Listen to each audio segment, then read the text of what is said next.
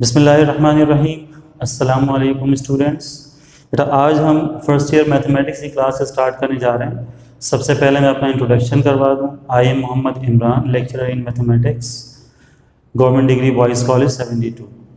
अच्छा, आप सब जो इस वक्त ऑनलाइन क्लास अटेंड कर रहे हैं, इसमें मैथमेटिक्स के हवाले से ये बताते चलें कि जो भी इश्यूज़ आपको होंगे, डेफिनेटली होंगे, तो वो हम व्हाट्सएप ग्रुप के ऊपर उसको जो है वो स्टेप बाय स्टेप कवर करते जाएंगे। तो आप इस लेक्चर को पूरा इत्मीनान से देखें, समझें। इसके मुताबिक जो इंस्ट्रक्शंस आपको दी जाएंगी उनको फॉलो करके अपनी प्रैक्टिस कंप्लीट करें, और उसके बाद में जो भी इश्यूज़ आपको आएंगे वो हम इंडिविजुअल या ग्रुप्स के अंदर व्हाट्सएप ग्रुप के ऊपर आपके तमाम इश्यूज़ को ओवरकम करेंगे।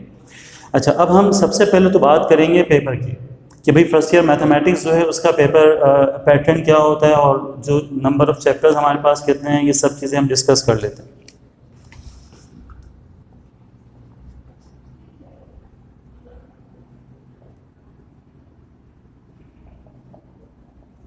फर्स्ट ईयर मैथमेटिक्स में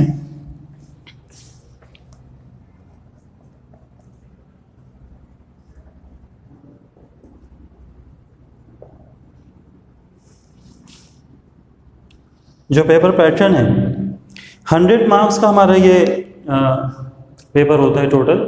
हम जानते हैं कि मैथमेटिक्स में कोई प्रैक्टिकल नहीं होता, तो 100 मार्क्स हमारे पास हैं और हमें 3 आवर्स में 100 मार्क्स को अटेम्प्ट करना होता है। बहुत आसान सा एक पेपर होता है। ओवरऑल हम देखें अगर, तो फर्स्ट ईयर मैथमेटिक्स जो है इसमें 3 सेक्शंस होते हैं, सेक्शन ए बी सी। और हमारी जो बुक है उसमें 13 चैप्टर्स हैं। ये 13 चैप्टर्स हर सेक्शन में इन्वॉल्व हैं। सेक्शन ए जो होगा उसमें भी 13 चैप्टर्स इन्वॉल्व होंगे। सेक्शन बी और सेक्शन सी ये भी ऑलमोस्ट तमाम चैप्टर्स से ही बनते हैं। अब किस चैप्टर को किस तरह से कहाँ रखा जाता है ये हम समझ लेते हैं। सबसे पहले हम ये देखते हैं कि सेक्शन ए जो हमारे पास है,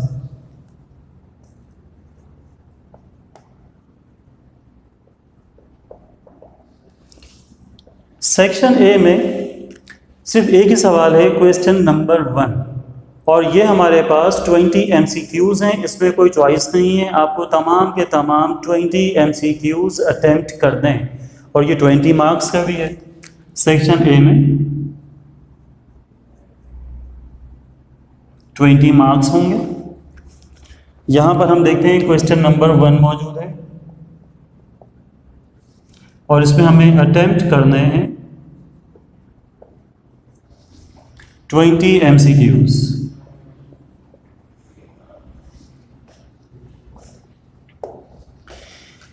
फिर इसके बाद हम बात करते हैं क्वेश्चन नंबर 2 की। तो question number 2, question number 3, question number 4, ये 3 क्वेश्चंस हमें मिलते हैं सेक्शन बी में। यानी सेक्शन ए यहाँ कंप्लीट हो गया, आपसे ये पेपर ले लिया जाएगा। आपको 20 मिनट्स के लिए 20 मार्क्स के लिए 20 MCQs दिए जाएंगे, और आफ्टर 20 मिनट्स आपसे ये पेपर ले लिया जाएगा। इसके बाद आपको कंस्ट्रक्टिव रिस्पॉन्स क्वेश्चंस का पेपर दे दिया जाएगा, जिसको हम CRQs भी कहते हैं, और उसमें 2 सेक्शंस होंगे, सेक्शन बी और सेक्शन सी। तो बात शुरू करते हैं सेक्शन बी से।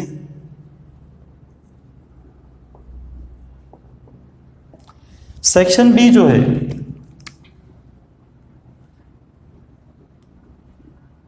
ये मुश्तमिल है 50 मार्क्स पर।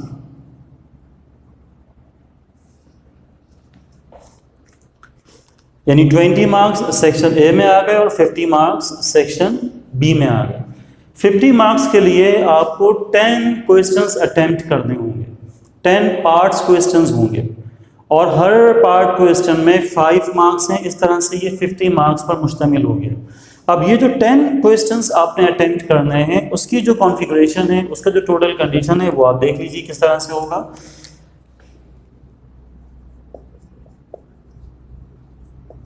attempt 10 part questions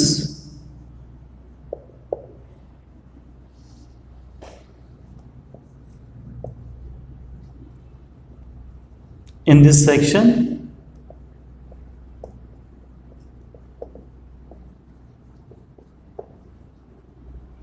selecting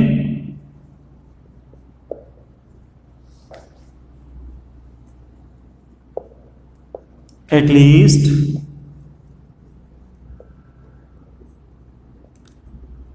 3 parts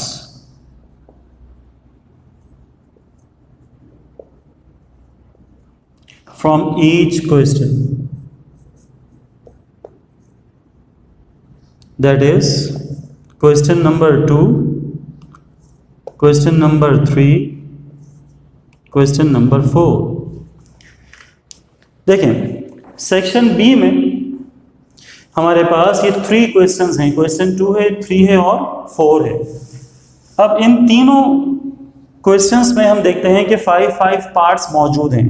यहाँ भी 5 पार्ट्स हैं, यहाँ भी 5 पार्ट्स हैं, यहाँ भी 5 पार्ट्स हैं, यानी 15 क्वेश्चंस हो गए। अब आपने इनमें से हर एक में से 3 क्वेश्चंस अटेम्प्ट करने हैं, 2 से भी, 3 से भी, 4 से भी। यहाँ से भी आप 3 पार्ट अटेम्प्ट करेंगे, यहाँ भी 3 पार्ट अटेम्प्ट करेंगे, यहाँ भी 3 पार्ट्स अटेम्प्ट करेंगे। इस तरह टोटल आपके पास 9 पार्ट्स हो जाएंगे। और जो 10th पार्ट होगा वो अटेम्प्ट करने के लिए आपके पास चॉइस है, आप चाहें तो उसे क्वेश्चन 2 से अटेम्प्ट कर लें, या 3 से कर लें, या 4 से कर लें, इसका कोई प्रॉब्लम नहीं है, वो आपकी चॉइस के ऊपर है।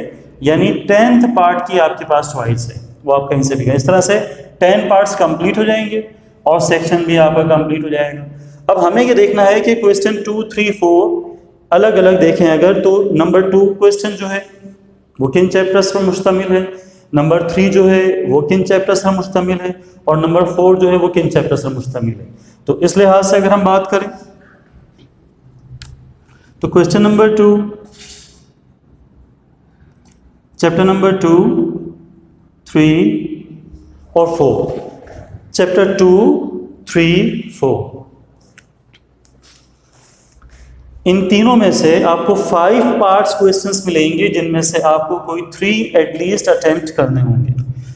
क्वेश्चन 3 की बात की जाए अगर,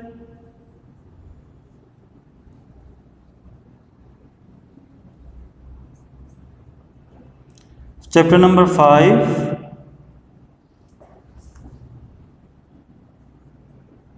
7 और 8। अब समटाइम्स यहाँ पर, बहुत ज़्यादा नहीं, समटाइम्स यहाँ पर चैप्टर नंबर 6 का भी कोई पार्ट जो है वो डाल दिया जाता है। 5, 7, 8 में से ज़्यादातर पार्ट्स आते हैं, बट समटाइम्स चैप्टर 6 से भी कोई पार्ट यहाँ पर डाल दिया जाता है। ये जो 2 क्वेश्चंस हैं, question number 2 and question number 3, इनके जो चैप्टर्स हैं ये सारे, ये सब अलजबरा पर मुश्तमिल हैं। यानी हम कह सकते हैं कि ये पूरा का पूरा पोर्शन जो है नंबर 2 का भी और नंबर 3 का भी, ये सारे के सारे जो चैप्टर्स हैं ये दरअसल अलजबरा है सारा। फिर हम आ जाते हैं क्वेश्चन नंबर 4 पर। क्वेश्चन 4 में हमारे पास जो चैप्टर्स हैं, चैप्टर नंबर 9 से लेकर 13 तक है, ये तमाम के तमाम ट्रिग्नोमेट्री है। इसमें 9, 10, 11, 12, 13 जो हमारी बुक है उसमें 1 से लेकर 8 तक अलजबरा है और 9 से लेकर 13 तक ट्रिग्नोमेट्री है। तो चैप्टर 9 टू चैप्टर 13 ये सारे चैप्टर्स जो हैं वो क्वेश्चन नंबर 4 में हो सकते हैं। तो अब आप अगर देखें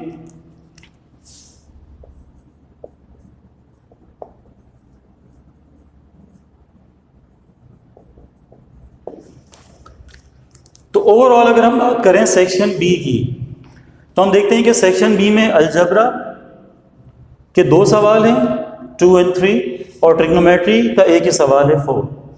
इन तमाम सवालों में 5 पार्ट्स होंगे और आपको एटलीस्ट 3 पार्ट्स अटेम्प्ट करने होंगे। इस तरह 3 यहाँ से और 3 यहाँ से, 3 यहाँ से 9, और 10th पार्ट आप कहीं से भी अटेम्प्ट कर लेंगे। ये करने के बाद आपके पास रह जाता है फिर सेक्शन सी। सेक्शन सी जो है वो हमारे पास है 30 मार्क्स का।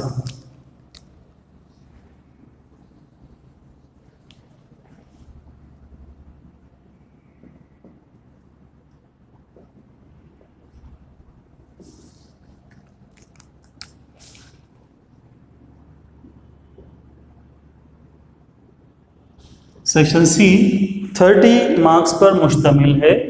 इस सेक्शन में हमारे पास 2 क्वेश्चंस हैं जो हमें अटेम्प्ट करने हैं।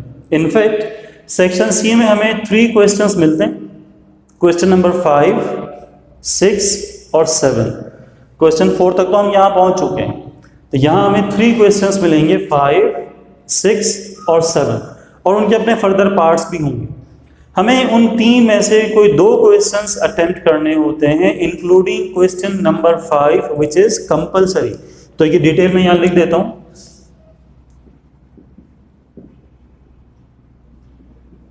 Attempt 2 questions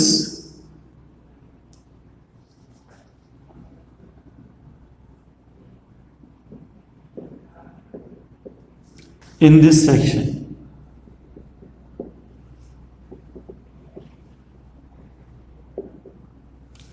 Including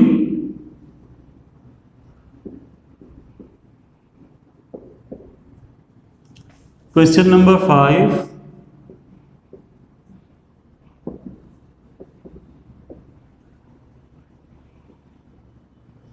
which is compulsory. Question 5 तो कंपलसरी हो गया, वो तो आपने करना ही करना है, उसको हम छोड़ ही नहीं सकते। उसके बाद जो 6 और 7 है, उन 2 में से कोई एक आपने अटेम्प्ट करना है, एक आपके पास चॉइस होगी। अब हमें ये देखना होगा कि क्वेश्चन 5 किन चैप्टर से आता है, किन चैप्टर से वो सवाल जो है वो हमें मिलेंगे जिनको हमने लास्ट में अटेम्प्ट करना है। 5 कहाँ से आ रहा है, 6 और 7। तो क्लास क्वेश्चन नंबर 5 जो कि कंपलसरी क्वेश्चन है वो हमें मिलता है चैप्टर नंबर 6 और 12 में से।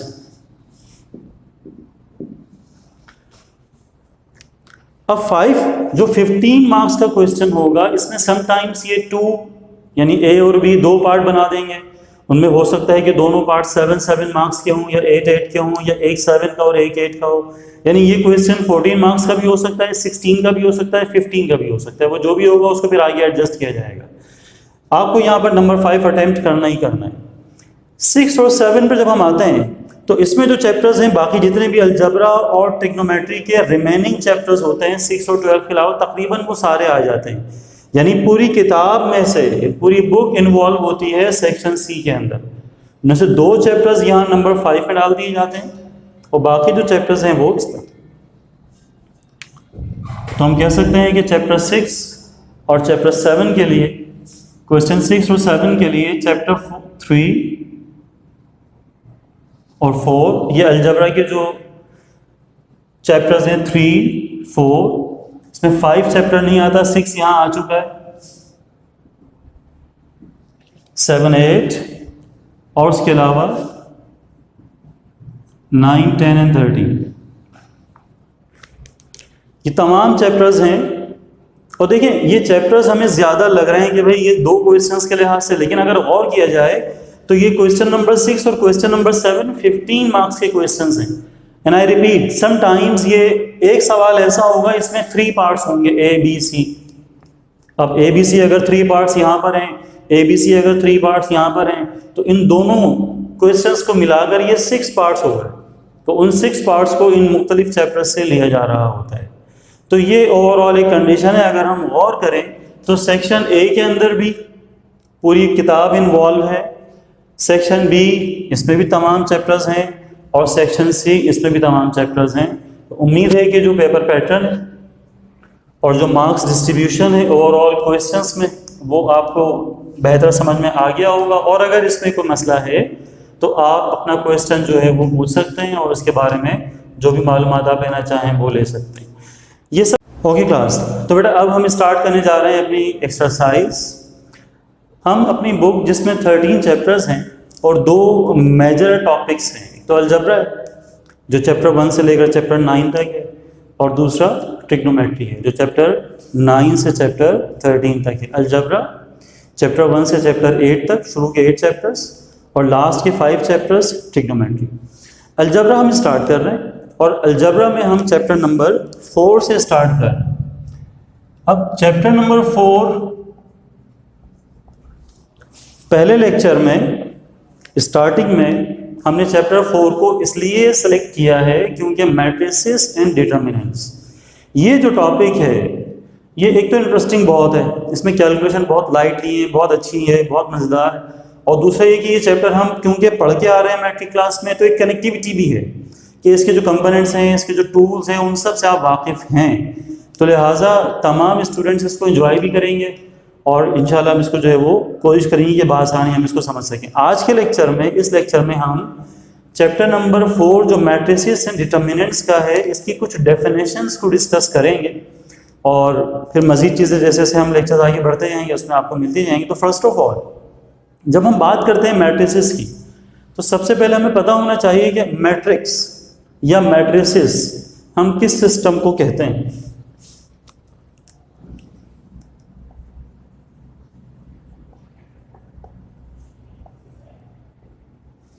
देखिए, elements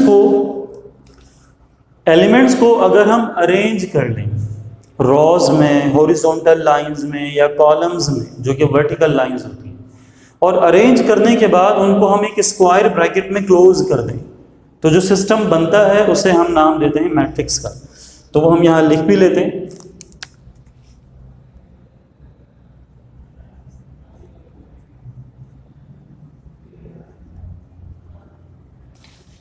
The rectangular array of elements, the rectangular array of elements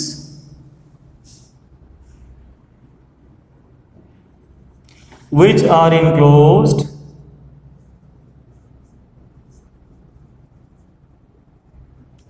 in a square bracket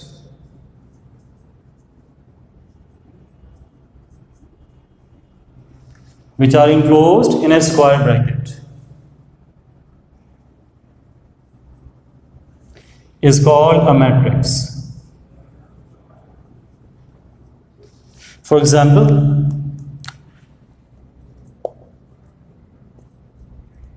a matrix A is equals to 1, 2, 3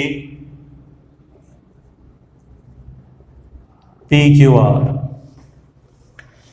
elements को अगर हम रेक्टेंगुलर फॉर्म में अरेंज करते हैं लाइक दिस, और अरेंज करने के बाद आप उसको एक स्क्वायर ब्रैकेट में क्लोज कर देते हैं, तो जो सिस्टम बनता है उसे हम नाम देते हैं मैट्रिक्स का, और यही हमारे पास इसकी डेफिनेशन है।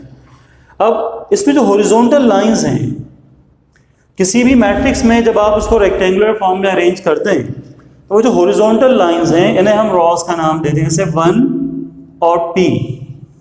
हम देख रहे हैं कि 1 और P ये फर्स्ट रॉ में है, तो ये कहलाएगी रॉ नंबर 1। सिमिलरली जो हॉरिजॉन्टल लाइन है 2Q ये सेकंड रॉ है, 3R ये थर्ड रॉ है। तो जितनी भी हॉरिजॉन्टल लाइंस होंगी उन सबको हम रॉ से रिप्रेजेंट करते हैं। सेकंड जो वर्टिकल लाइंस हैं इन्हें कहा जाता है कॉलम्स।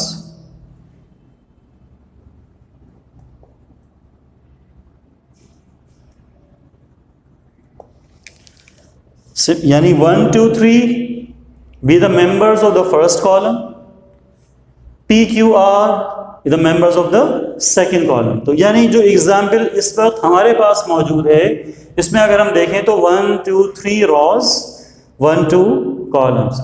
अच्छा, ये नंबर ऑफ कॉलम्स और नंबर ऑफ रॉज मिलकर बनाते हैं ऑर्डर ऑफ अ मैट्रिक्स, तो उसको भी हम लिख लेते हैं।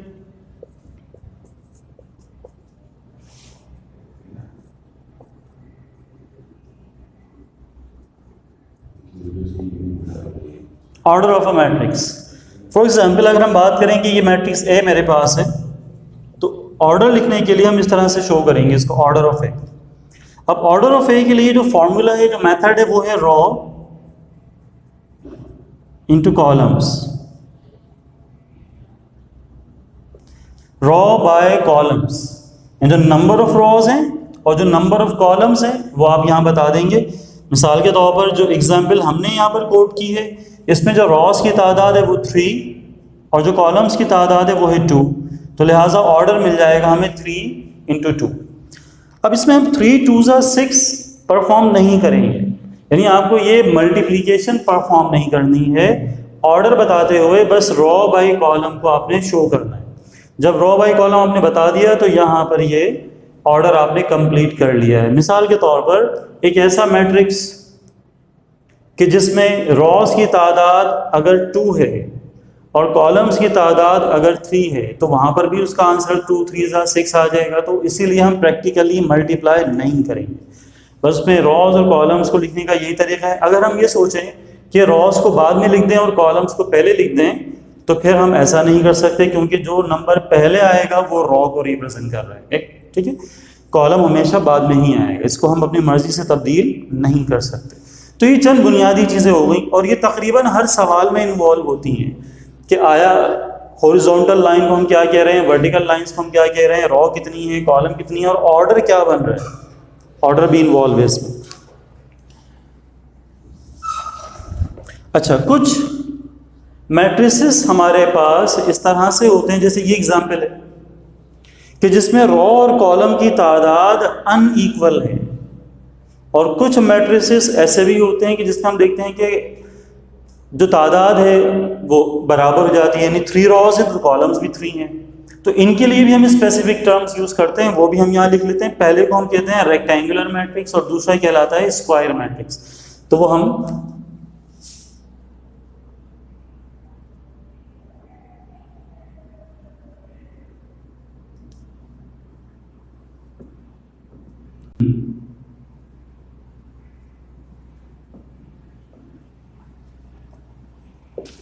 रेक्टेंगुलर मैट्रिक्स, रॉज और कॉलम्स की तादाद अगर अनइक्वल है तो ये रेक्टेंगुलर मैट्रिक्स हो।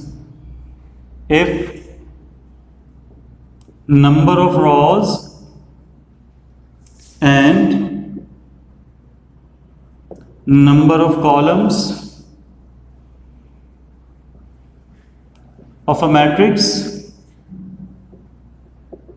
are unequal, then it is a rectangular matrix.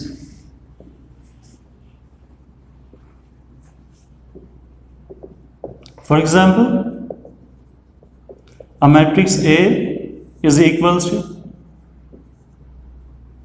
x y z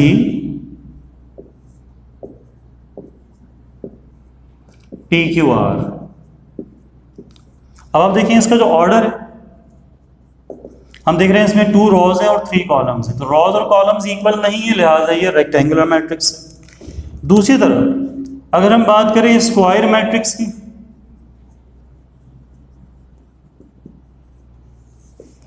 तो स्क्वायर मैट्रिक्स में नंबर ऑफ कॉलम्स और नंबर ऑफ रॉज इक्वल हो जाएंगे, डेफिनेशन सेम होंगे। If number of rows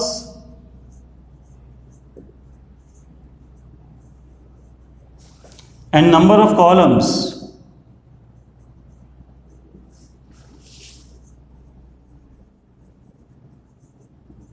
of a matrix are equal, then it is a square matrix.